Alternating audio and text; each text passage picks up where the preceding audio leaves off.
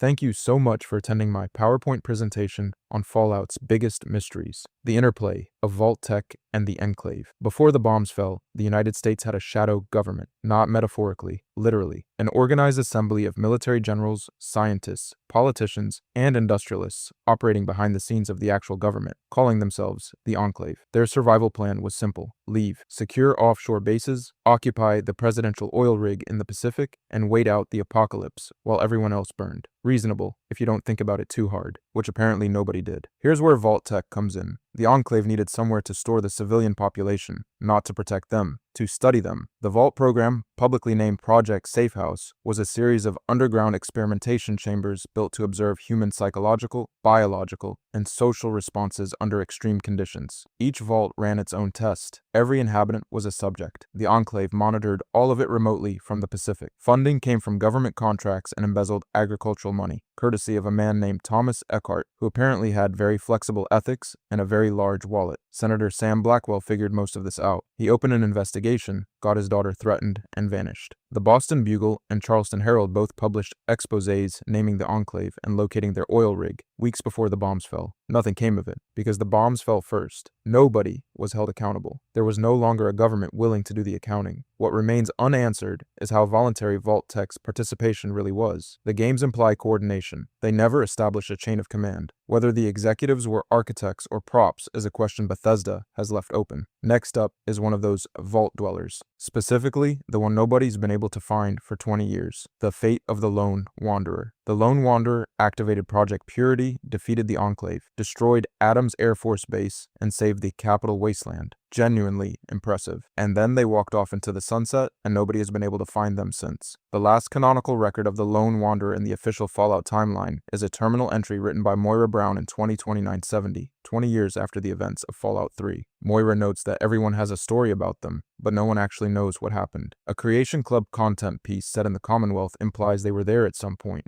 It elaborates on nothing. Bethesda closed the file and walked away. The community, predictably, has theories. The most popular is that the Wanderer is Deacon. Deacon is a railroad agent with no confirmed real name, a compulsive lying habit documented in his own dialogue, a history of changing his appearance constantly, and a specific fondness for the Capital Wasteland's clean drinking water. He mentions it, unprompted. Whether this is a deliberate breadcrumb or a throwaway line that half the internet over-indexed on is unclear. Both outcomes are equally plausible with Bethesda. Alternatively, a photograph of the Wanderer's parents appears inside Vault 21 in New Vegas, beside the bed of Sarah Weintraub. Nobody explains how it got there. The Wanderer may have traveled to the Mojave and quietly left it behind. Or a developer made a continuity error. One of those is more romantic. There is also the Tranquility Lane theory. The loading screen that appears when Fallout 3 begins is the same one seen when the Lone Wanderer enters the simulation pod in Vault 112. The entire game, by this reading, is Stanislaus Brown's longest experiment. The Wanderer never left. Bethesda has never confirmed or denied any of this, which is consistent with their approach to every player character ever. Someone else who went looking for lost things and came back fundamentally wrong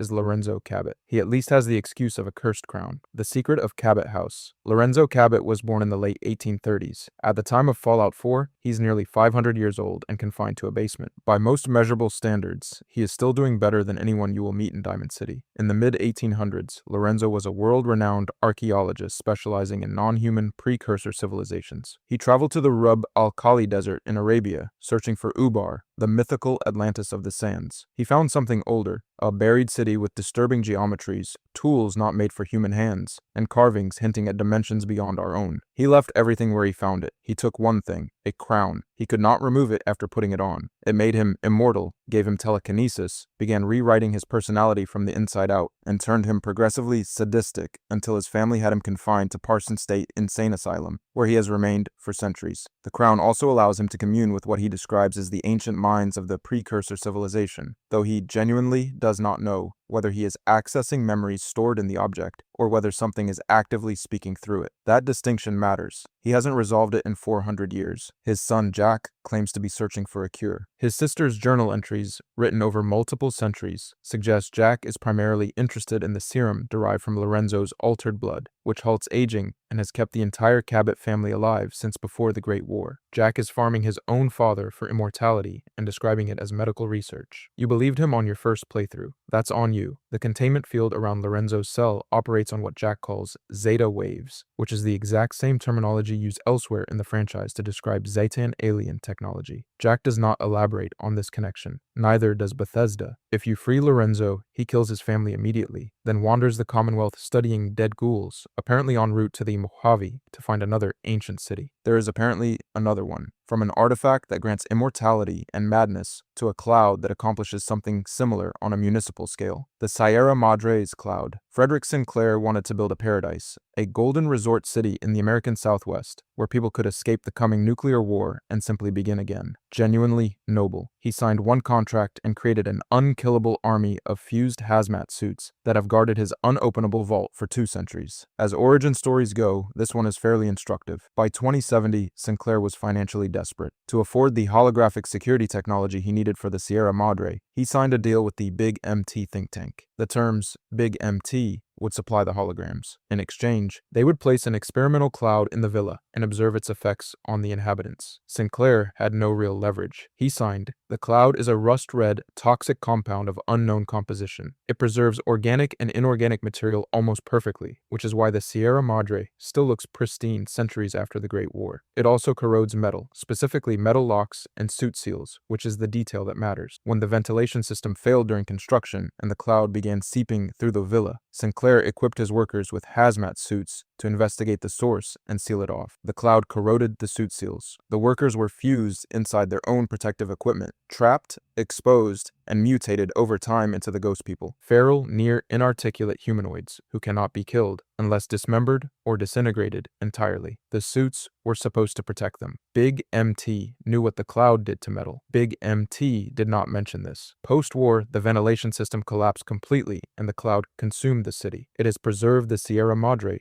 in flawless condition ever since. Sinclair's vault remains sealed. His casino remains standing. His ghost people remain immortal. The cloud cannot open a vault, which is accurate to real life and deeply unhelpful to everyone involved. What exactly the cloud is made of has no canonical answer. Father Elijah, a disgraced Brotherhood of Steel elder who spent years studying it, concluded it could be weaponized against the NCR, and never got any further than that. The compound's specific mechanism for mutating humans, and why dismemberment specifically is required to kill what it creates, remains unexplained. Big MT's paperwork was apparently very thorough. Nobody read it, from a man-made horror with no known composition, to a man who appears uninvited with no known origin whatsoever. The Mysterious Stranger. The Mysterious Stranger has appeared in every single Fallout game since 1997. In the original isometric titles, they had no set appearance, no set gender, and could be permanently killed by a sufficiently hostile random encounter. Nobody thought much of this. Fun little perk. Neat guy. Moving on. Bethesda standardized the character in Fallout 3. Now he was consistent, young, clean-shaven, brown eyes, late 40s noir detective attire, a guitar riff announcing his arrival and departure, and a .44 Magnum he would fire at your target during VATS before vanishing completely. The official Prima Games guide for Fallout 3 described him as an odd and eldritch entity. That phrase appeared in an officially licensed strategy guide in 2008, and the community largely ignored it for 15 years. Extraordinary, I know. Fallout New Vegas introduced the Lonesome Drifter, a man raised by a single mother in Montana after his father abandoned them. He carries a weapon called the Mysterious Magnum, engraved with unusual symbols, which plays the exact same guitar riff as the stranger when drawn. His father, he says, was a real mysterious fellow, always traveling, always disappearing. New Vegas project director Josh Sawyer later confirmed the implication. The mysterious stranger abandoned his son in Montana and has been teleporting into combat encounters ever since. He also has a female counterpart named Misfortune, who functions identically. They are never seen at the same time. Fallout 4 presents a different stranger entirely. Older, blue eyes, large mustache. Nick Valentine had been tracking this figure for years and never got close. Fallout 76, set in 2102, just 25 years after the bombs fell, shows the stranger already fully operational, implying he has existed for centuries in this form. Also present in 76 is the mysterious savior, a separate individual with identical teleportation abilities and similar attire. Both of them in Fallout 4 and 76 wear outfits matching the Vault-Tec representative from the pre-war Sanctuary prologue.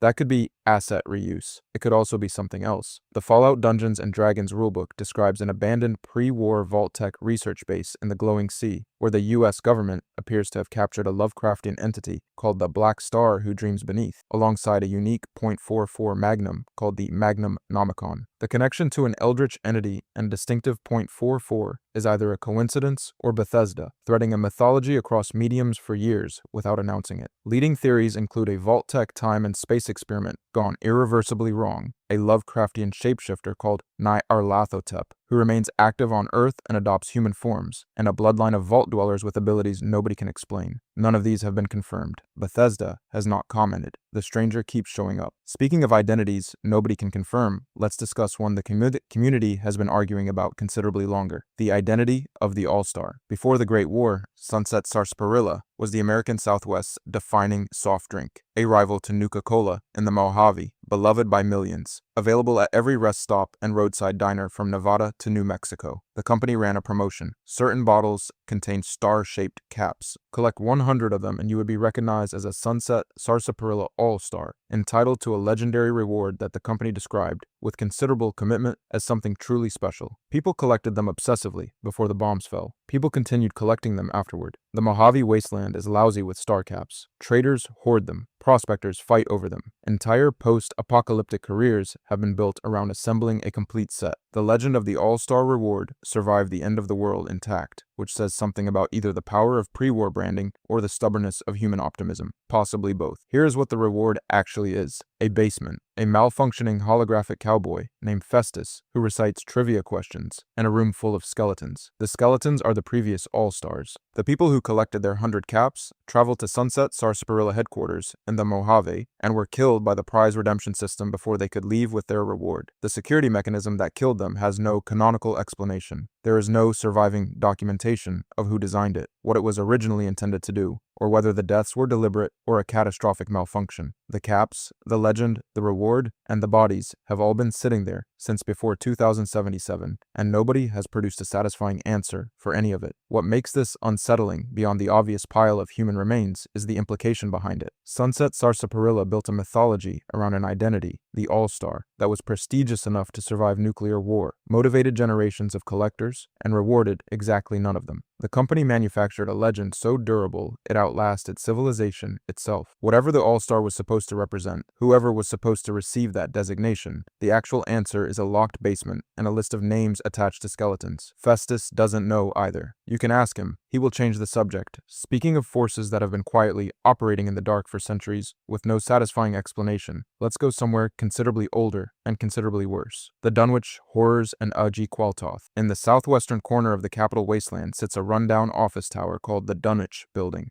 Doors open and close by themselves. Objects move without being touched. The player receives hallucinations. In the basement, there is a Lovecraftian obelisk surrounded by feral ghouls actively praying to it. A man named Jamie documented his entire descent across a series of holotapes. He begins as a perfectly normal person looking for his father. By the final tape, he is a ghoul, worshipping beneath the building alongside the others. The building is attached to no quest marker, no resolution, and no reward. Bethesda put it there and walked away. The building was the corporate headquarters of Dunwich Borers LLC. Their cover story was mining equipment. Dunwich Borers Quarry in Fallout 4 reveals what they were actually doing: excavating toward an ancient pre-human temple complex and performing deliberate human sacrifices to accelerate the process. The Fallout Dungeons & Dragons rulebook confirms this was not reckless ignorance. The Dunwich family knew exactly what they were doing. They were trying to wake something. That something is called Ug Qualtoth. The rulebook's entry notes that most of what is known about it comes from the mad ravings of captured swamp folk, which is not a description that inspires confidence. The Dunwich family purchased land, hired a workforce, and fed that workforce to the ground, without once making the national news. Then the bombs dropped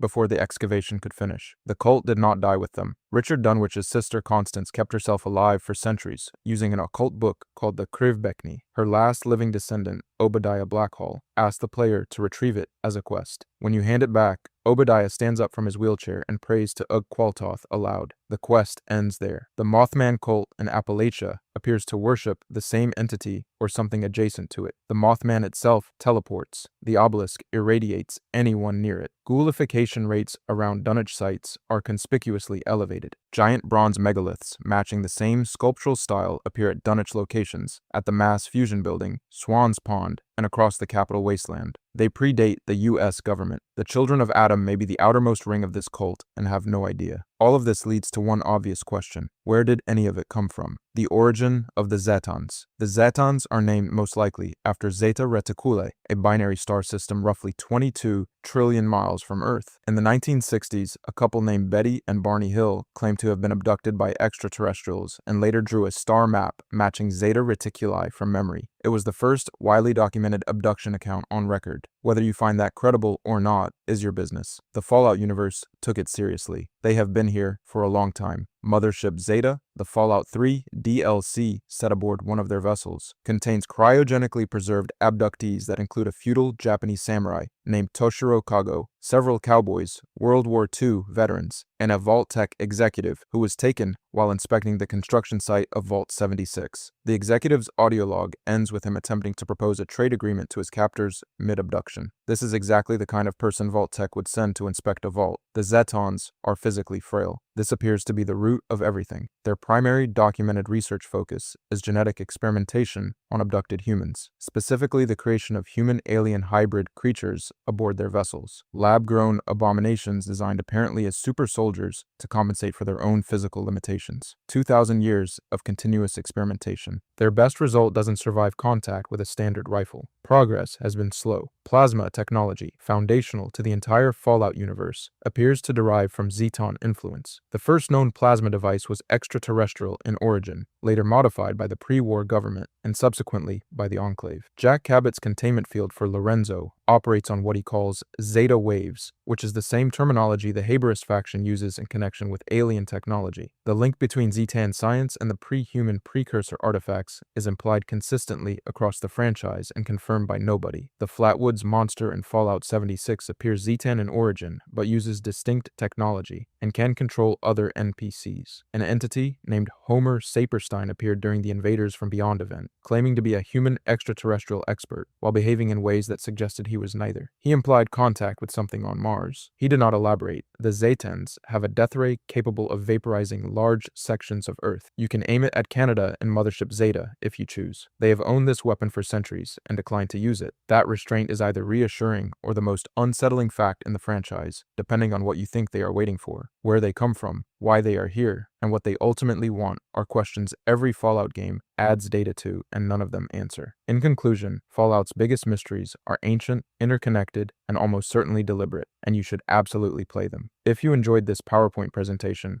I made others, and you should absolutely check them out. Peace on planet Earth.